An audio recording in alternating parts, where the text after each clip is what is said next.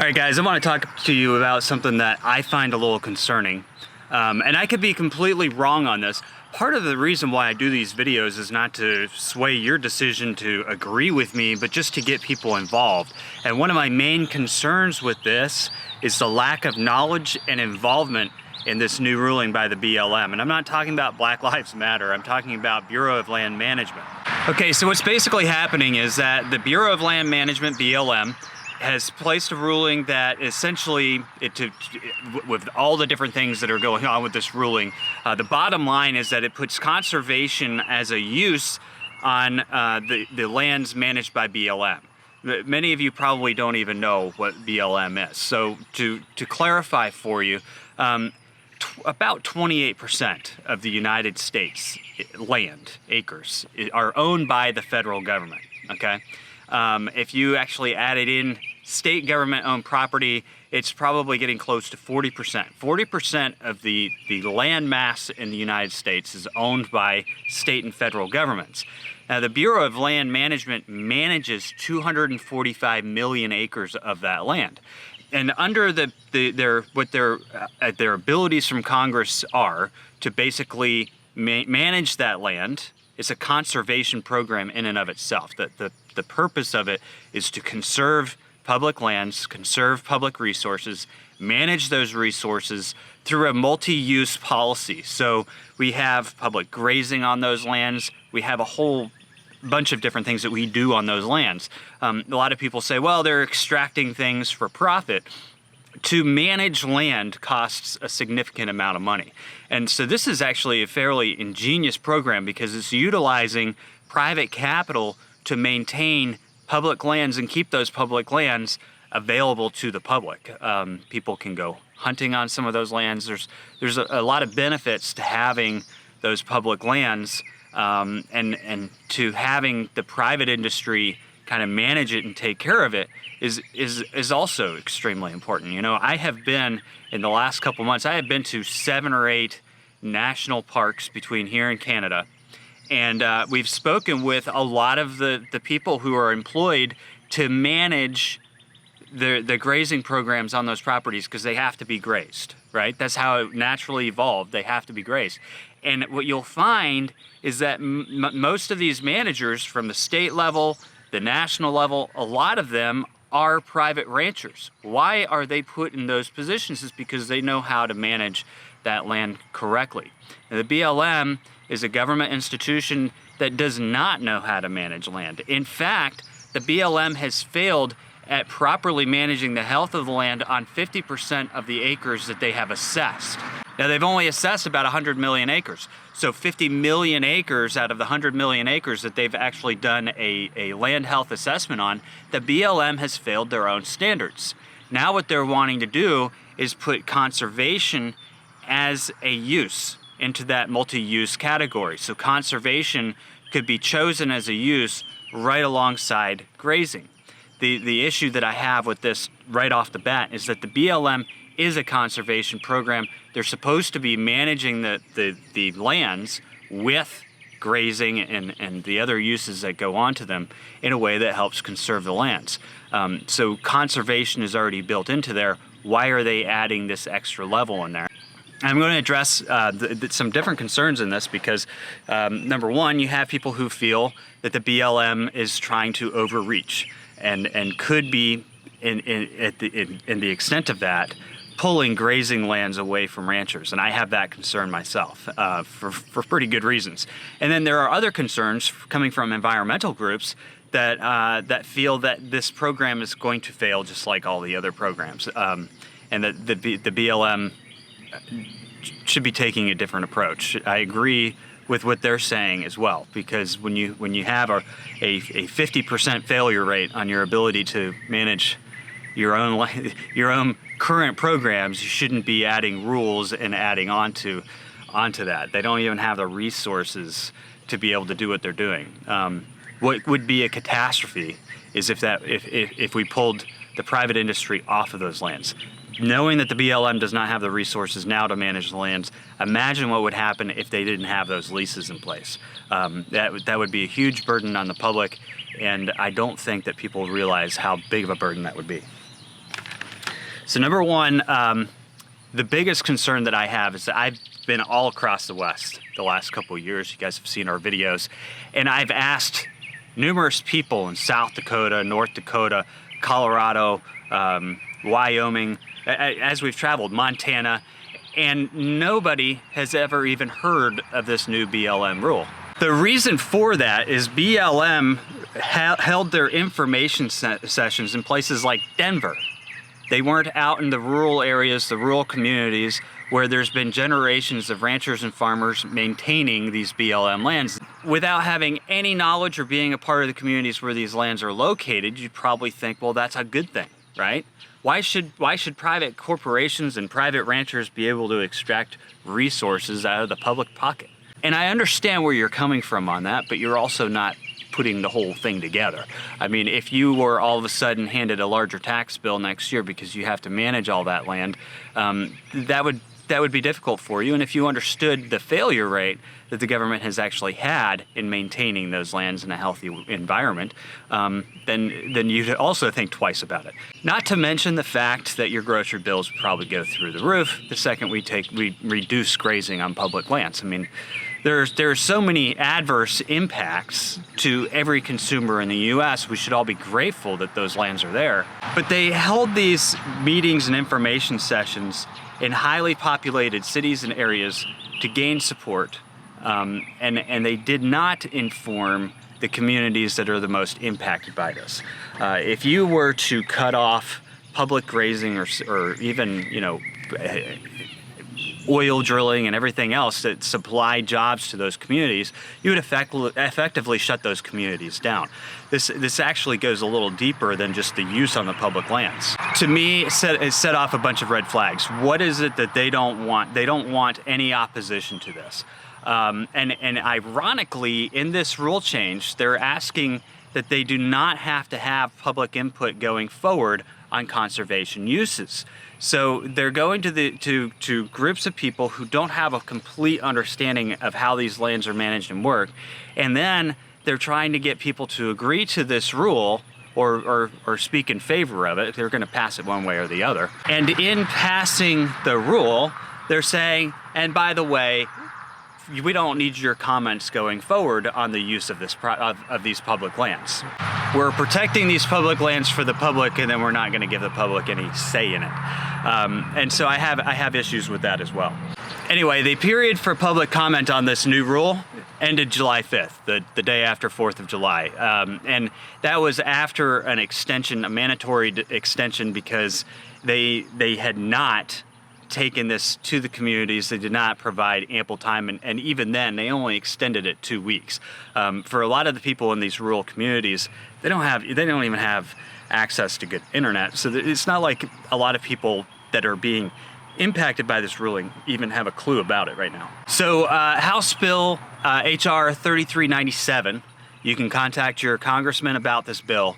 It's a bill that's been proposed to stop this new BLM rule, and that's how you can participate now. I think that at this point in time, you need to reach out to your congressman, reach out to whoever you can, and say that you want them to vote in support of HR 3397 if you want the ruling stopped. If you don't want it stopped, you still might want to reach out to them. Like I said, I don't necessarily always know that my way of viewing these things is the correct way, but I do want to see people participate. And when I see the communities where the people are that are going to be the most impacted by this rule and they're being ignored, they're being purposefully ignored, I have a problem with that. I would at least like to see them engage with this type of rule. And so now you still can. You can oppose it or you can agree with it by contacting your congressman about 3397. If you agree with the BLM ruling, you oppose 3397. If you disagree with the BLM rule, then you want House Bill 3397 to go through, because that bill would stop the BLM rule.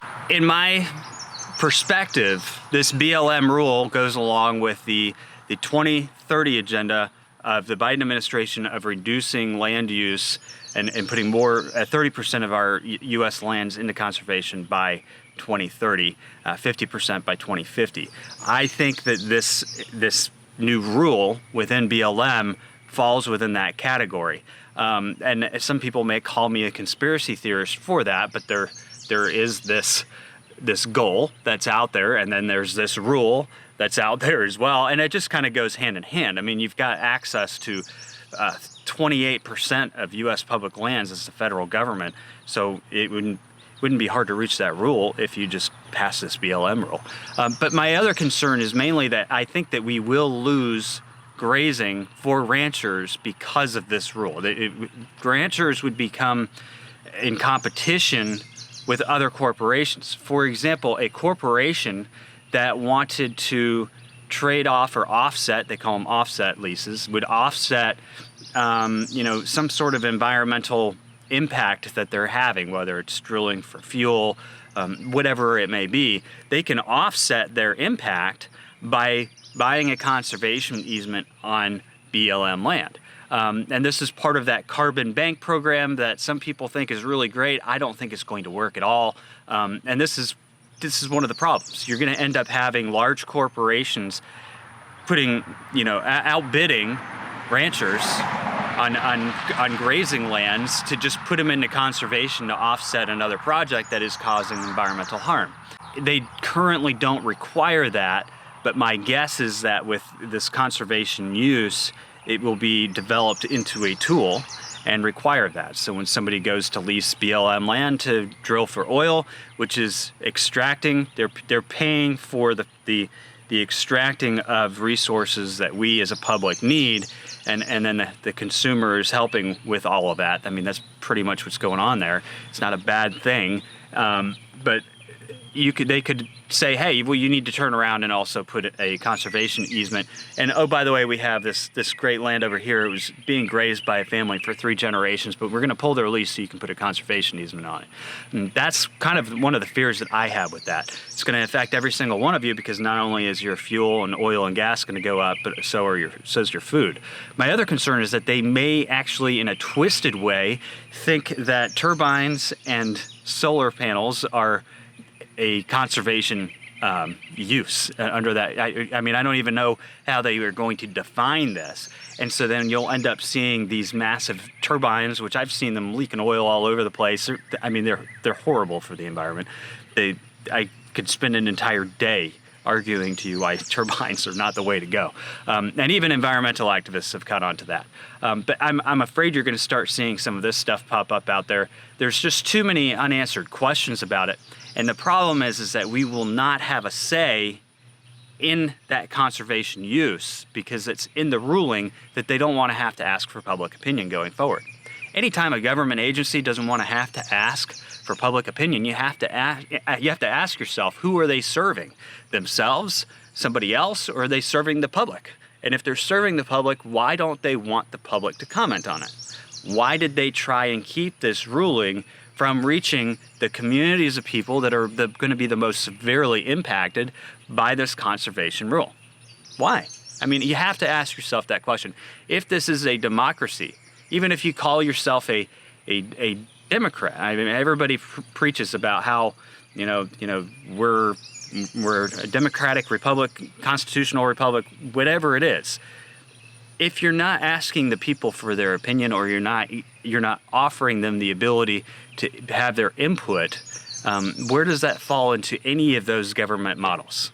Tell me, because I'm confused. Anyway, I can give you guys all sorts of pitches and preaches about how I think that this is a land grab, and I'm not going to necessarily go down that rabbit hole, because I recognize that not everybody has the same viewpoint I do on that. But I do also think that the BLM has done a horrible job managing their land so far. It's statistically proven. It's in their own evaluations of how they've managed land. The BLM also in this rule has said that they're going to work with indigenous people. I think that as a society we make a huge mistake in boxing all indigenous people into one group and think they all think the same way. Because I know a lot of them. They're all individuals. They all have their own perspectives, and even, historically, they've all had their own methods of land management, and a lot of them are very good. I mean, I got to hand it to that. But there is not just one indigenous way, just like there's not one ecosystem in the United States. And so when they throw that out there, it makes you wonder, well, who are they listening to? And I've also been on reservations where the BLM manages thousands of acres, tens of thousands of acres, and the BLM doesn't ask for any input from the reservations. So I don't know where they're getting, what exactly they're trying to do there. I feel as though that is a terminology that's just kind of been thrown out there to gain support for the bill. But like I said, it's very loose terminology, and I think it's been overused in recent years without putting much of an understanding as to what that means and how they plan on implementing that. It's just, if we get this rule passed, we're gonna implement more indigenous knowledge. From which group? Are you going to localize that indigenous knowledge? Because that is part of it.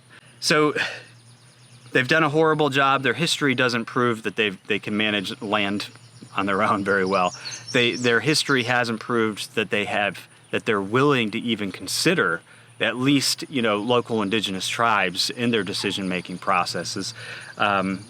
So why would we give them more power in that capacity if they're not even exercising what they have done? And this process is going to cause competition for leases of grazing lands or remove grazing lands for conservation use, restoration. And how is that going to impact our food supply? We've already seen our national herd cut back substantially. Beef processing's down over almost 6% so far this year, and I believe in the second half of the year they're expecting it to drop even more because people are still culling animals. We're still facing drought conditions in a lot of areas out west.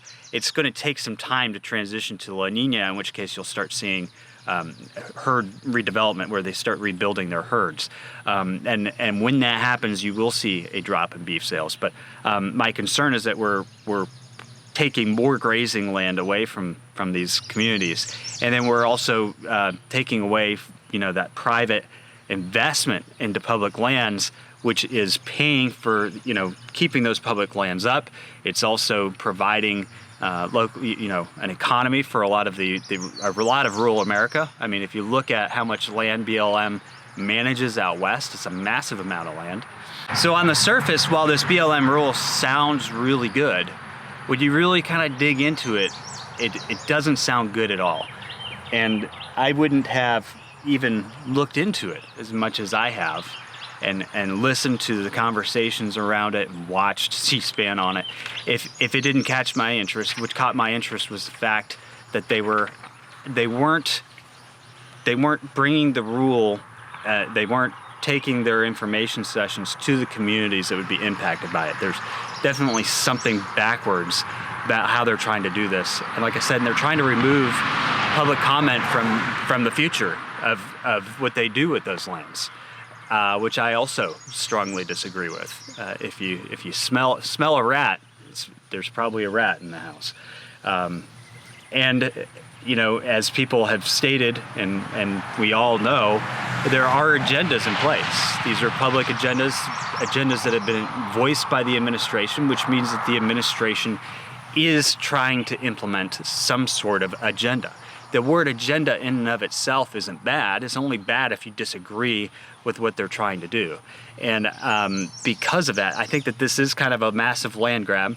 It's not a land grab necessarily of private property because it is public property, but it is a land grab of public resources. It's a land grab of public use of land, taxpayers. It's the same thing. It's still a big steal. And I think we need to do something about it, and we need to remember that the BLM is a conservation program to begin with. There is absolutely no reason why they have to add conservation as a use to their multi-use policy, and Congress never gave them the authority to do this in the first place. Congress gave the BLM all the authority that the BLM has. They gave the BLM the authority to implement multi-use, and they defined what those uses were. At no time did Congress say, hey, you could just take land away from the public people, away from, accessing it for these resources. That wasn't part of the plan. So this is unconstitutional in the long run. It's not the first time we've seen that happen. So think about it, look into it, have a conversation down below. Hey, maybe you could change my opinion on it, I don't know. But regardless of how you feel about it, we need to participate in these conversations and let government agencies like the BLM know that we're not going to sit around and be whitewashed going forward. We want participation. As the people who own that land, we want to participate in its use.